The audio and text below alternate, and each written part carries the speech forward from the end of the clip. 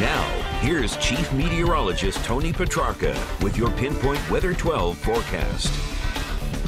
We're watching the temperatures closely. Our storm is gone, but the pavement is still wet. In some cases, some roads still have a lot of standing water on them, and temperatures falling near to below freezing overnight. So again, the issues with patchy black ice possible. You see the wet roads in North Scituate right now under partly cloudy skies, temperatures dropping through the 30s. So we'll keep an eye on the situation. Certainly check back tomorrow morning, 4:30 a.m. with Michelle to see how these roads are doing as far as whether or not the degree of the black ice that forms overnight.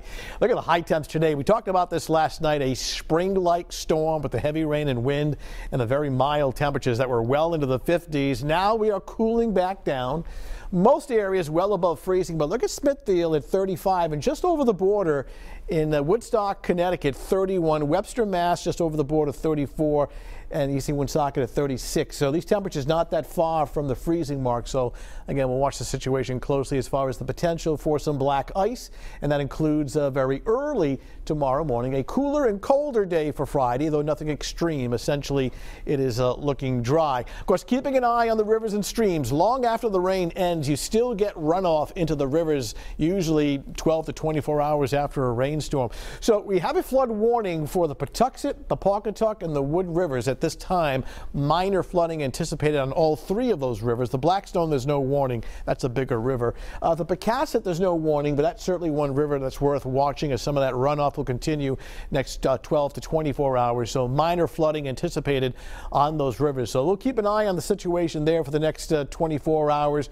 Cooler weather on the way, and we're seeing signs. I know this is a long-range forecast of a deep freeze and Arctic outbreak later next week. That's just what we need. We'll show you that in the 7-day forecast. That's really not until next Wednesday and Thursday.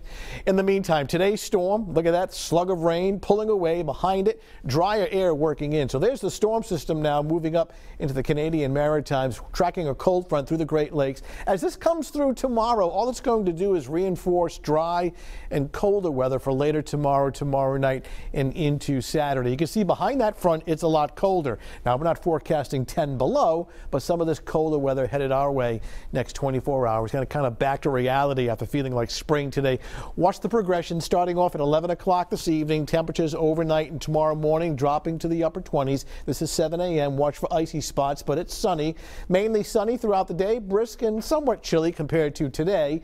Temperatures mid and upper 30s, and this sets the stage for much colder weather coming up for your Friday night, but dry, and that should extend into Saturday. Sunny, colder tomorrow morning. Watch for icy spots at 32, upper 30s tomorrow afternoon with sunshine and a blend of fair weather clouds. 7-day forecast looking at a dry weekend, some rain and snow on Tuesday at 42. Look at late Wednesday and Thursday. That high temperature on Thursday of only 15 degrees above zero.